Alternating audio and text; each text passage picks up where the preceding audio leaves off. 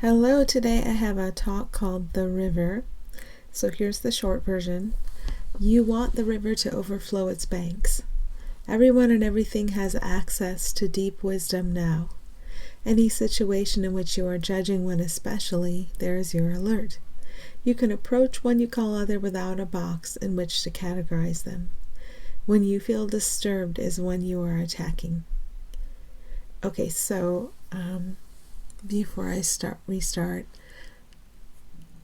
I've been not active for a few days, and I just wanted to note that when this happens, it seems like all my usual stuff gets pulled away for a while, and it could easily still take the form of a physical illness.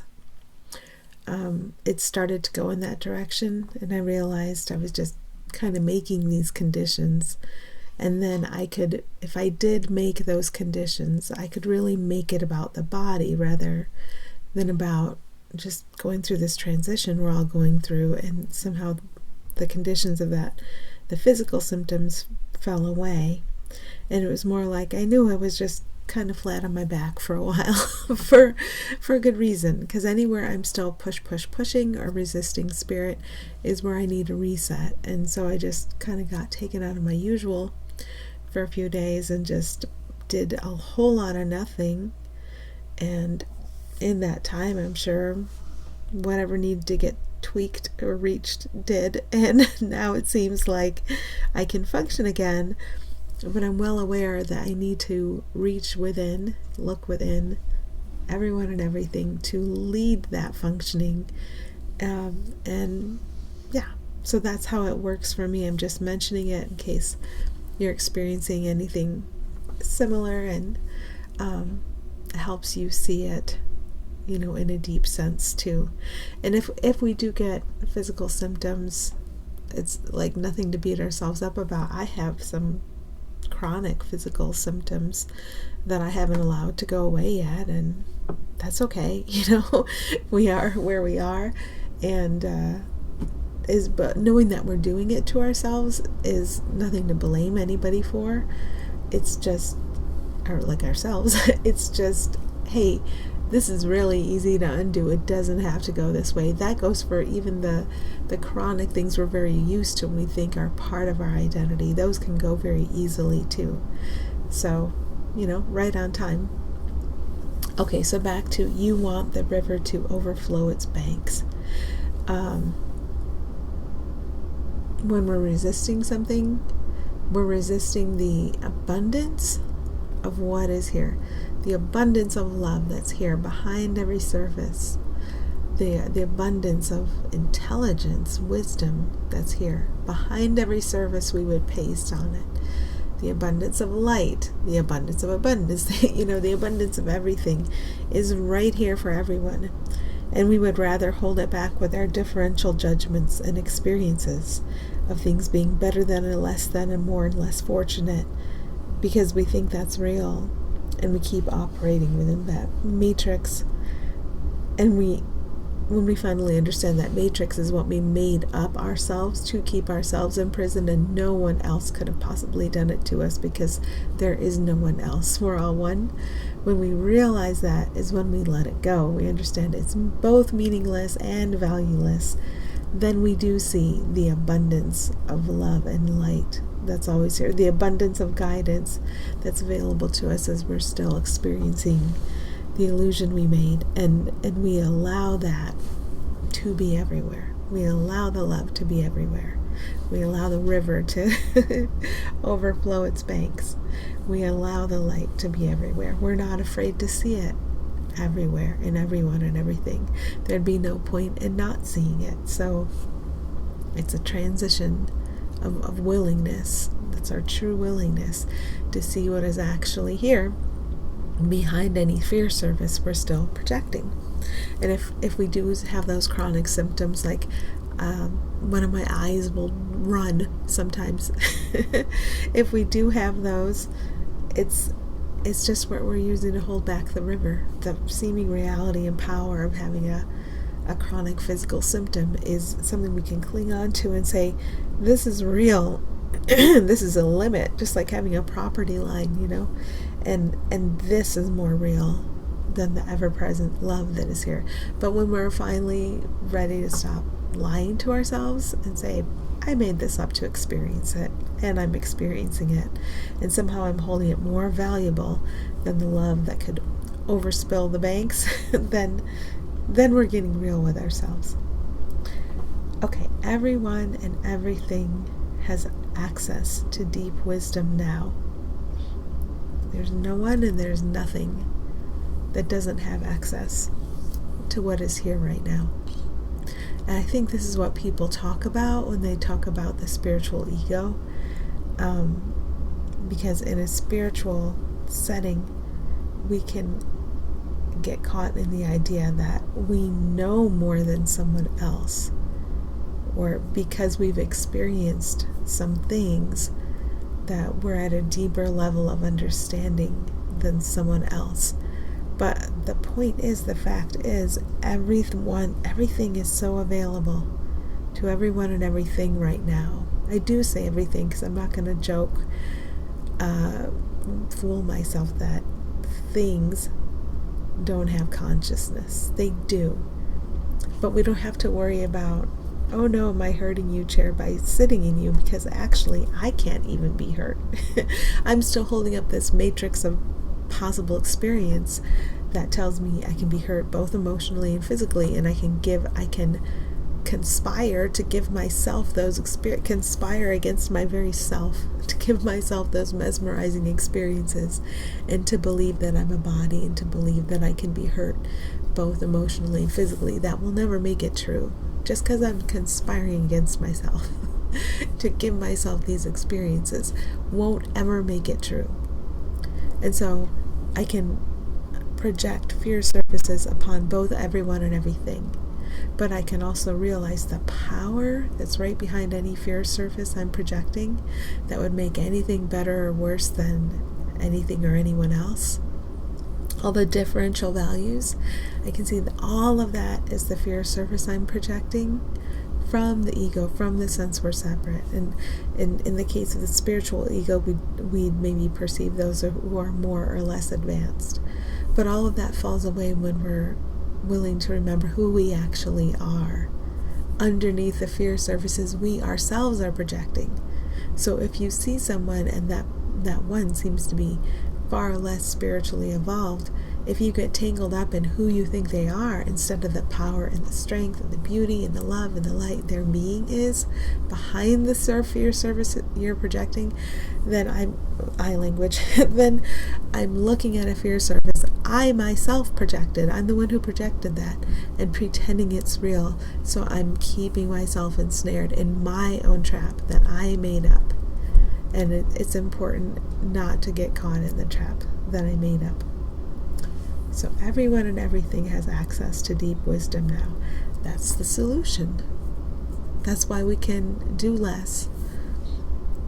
Because if we use time to see everyone and everything is having access to this deep guiding wisdom, then why not let it flow forth from everyone and everything simultaneously? You wouldn't want to keep it to yourself and try to sell it and try to parcel it out. You'd want to share it immediately with everyone and everything. And, we still seem to be here. So we haven't done that yet. But we're all working on it together. So here we are, and everyone and everything has access to deep wisdom now. And taking a moment to remember that is far more powerful than believing the conditions in the world I made up are real, and that I must struggle against them, or I must struggle an effort to change them. This is miracle-minded thinking. Does it mean I never do anything? Of course not. I clean my toilet. Maybe someday I won't. Maybe I'll understand it's just an illusion, right? But no, I vacuum the stairs, I wash the dishes, I do what seems indicated. But when I feel disturbed, I can always remember everyone and everything has access to deep wisdom now, and I can stop intentionally and pause and rest in that and call upon that power and understand That is the real power, not any power the body seems to have or the personality seems to have. The real power is present and alive and beautiful and harmless. It's a harmless power. It is not a power to harm. That's what I imagined. So the harmless power is alive within everyone and everything, and I can just kind of open the gate and let it flow forth. And there's no threat to me because it flows forth equally from me, from everyone and everything, and from me. Okay. Any situation in which you are judging one especially, there is your alert. So we can feel our alerts during the day. They don't feel good, but as long as we are miscreating, using thought to make things that seem to be obstacles or unpleasant things to us, or even especially pleasant things that would distract us away from what's actually here, drugging type of things. And those can be ideas, not just substances.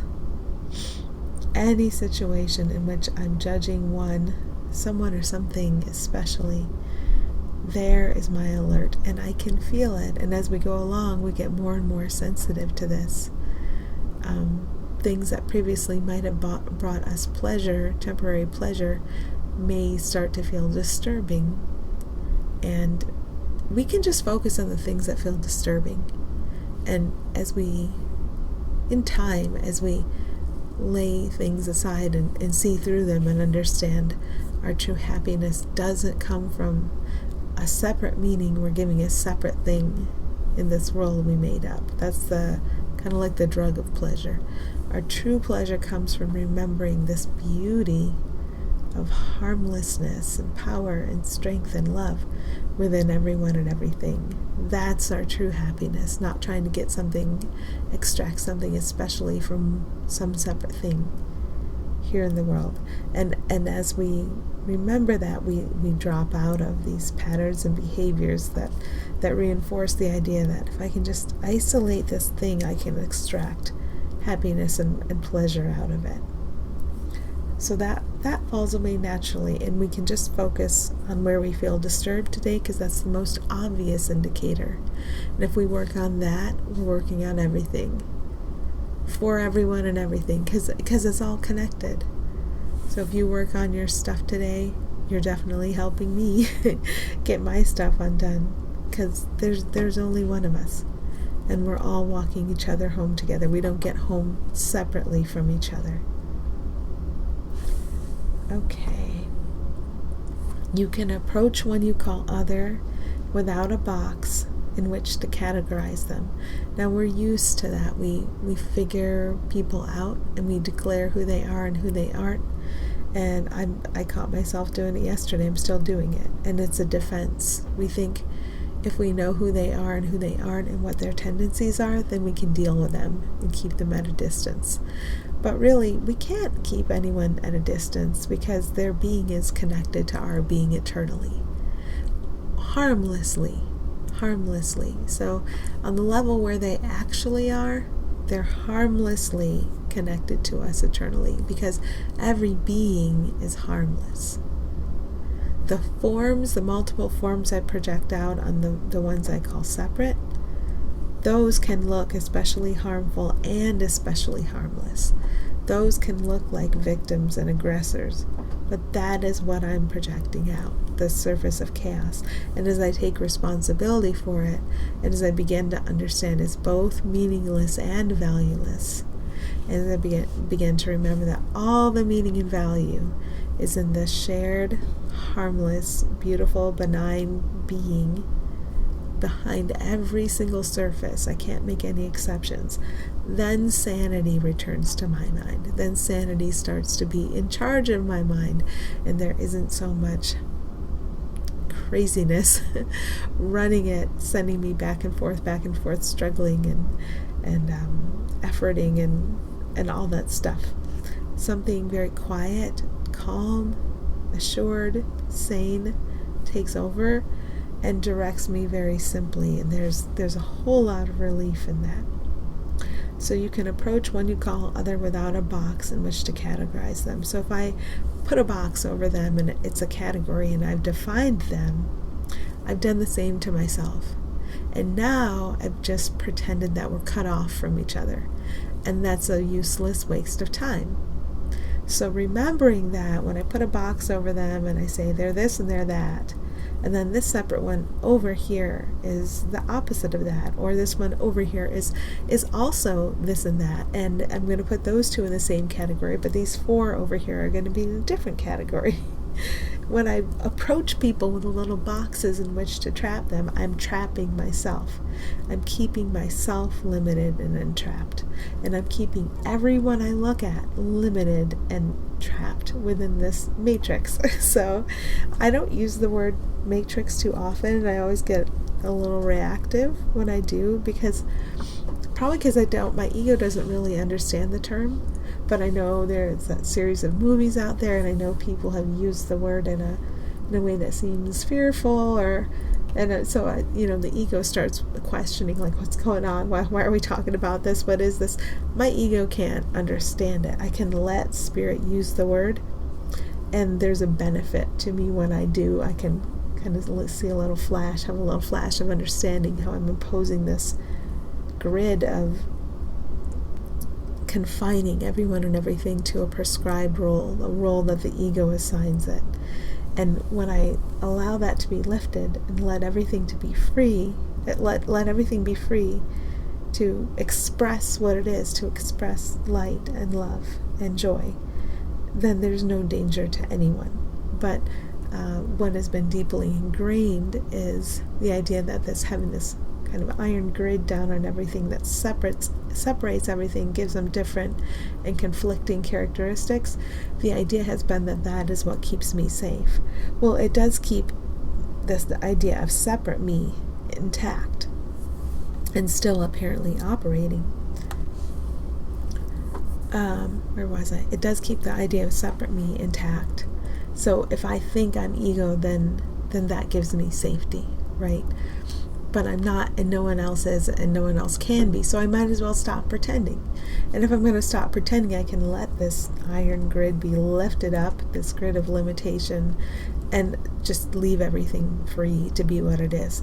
The important thing is not to assign this lowering of the grid to some entity. Someone or something did this to us. You could say it, and then you could live out a timeline where, yay, we've triumphed over the baddies, and now we're free, and now. But if you don't remember that you are the baddies who put the grid on you, then there's still a piece left. There's still a piece left to do. You have to reintegrate the baddies. We were just projecting on them, trying to deny that we're doing this to ourselves. And if we leave some baddies to be the baddies, then we have to live another chapter of suffering as we understand, I was doing this to myself. And I mean, so are they, because they're me. Like, we're all doing the same thing, right? And instead of letting them wake up into who they are and express who they are, and then fully doing the same for me, I kept myself in a degree of suffering. I gave myself an illusion of a temporary victory. Oh, yay, the baddies. But it's the same crap, different day. So if I'm tired of that, and I think many of us are, like, I can't do this anymore, it's just too torturous, then we see through our bullshit and realize, oh no, let's set aside 100% of the bullshit, because no more. Let's be done. Okay. When you feel disturbed is when you are attacking. Yes. So the sense of victimization, you can feel disturbed by it.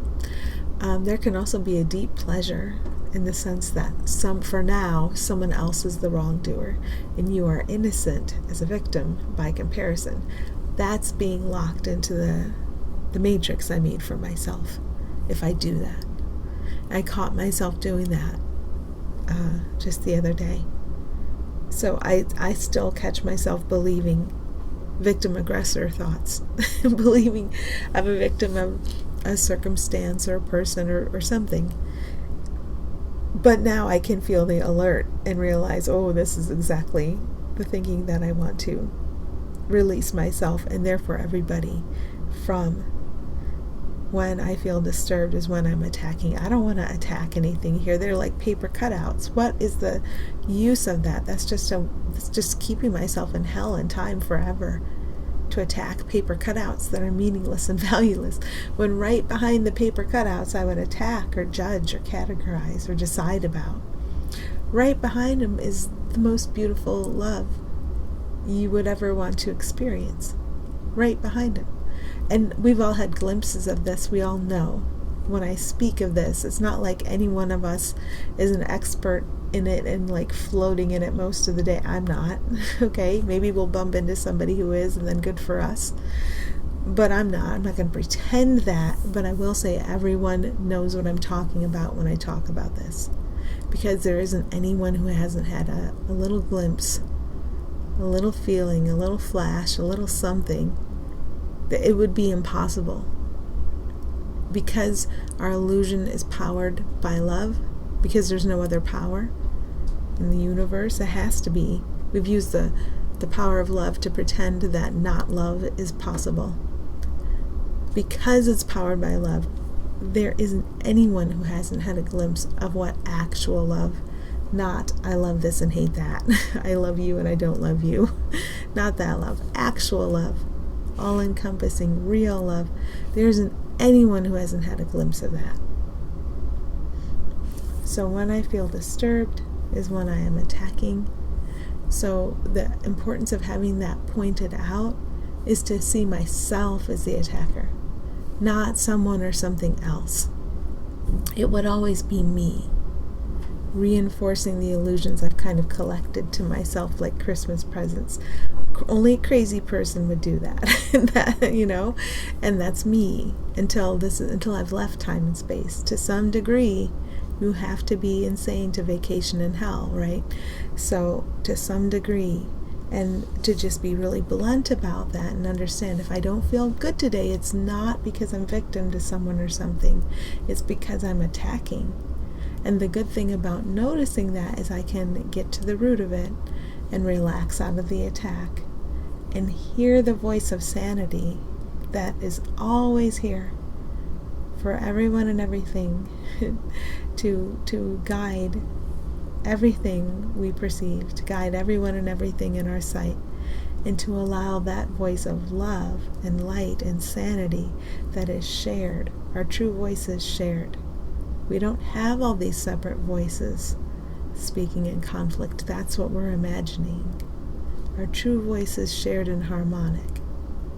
So when I notice I'm attacking, I can fall out of that attack, relax into, become aware of, remember where I really am. It's not really aware. And the voice that can guide me through what's left of this illusion. That's more important than trying to gain any pleasure from an attack. Because the pleasures I can have that seem to be time and space caused are temporary, and they lead to their opposite, the lack of pleasure, and just keep going back and forth and back and forth. And if we're very, very tired of that back and forth, then we do want to find something else, some other way. And this is the other way, noticing we're the attacker and that we can relax out of that attack, and that's why we're not helpless. Now, we're not bad being an attacker. It just means we're trying to deny what's here. So let's say I'm attacking you with a great big roll of paper, and I'm like throwing paper on top of you and drawing a silly picture on top of it. That's what I'm talking about. Because attack isn't actual. It's something we've imagined to impress ourselves, and we get impressed by it, and we give it meaning and value. So knowing that, we can respond to ourselves a little better, with less reactiveness and more willingness to just accept the healing and the perception correction that's here for us to understand. Miracles can come in and fix everything that we're seeing in a warped way, to help us remember how safe everyone is, how loving everyone is, and to understand that we have no reason to be upset. Okay, I think that's everything. So happy healing. Thank you.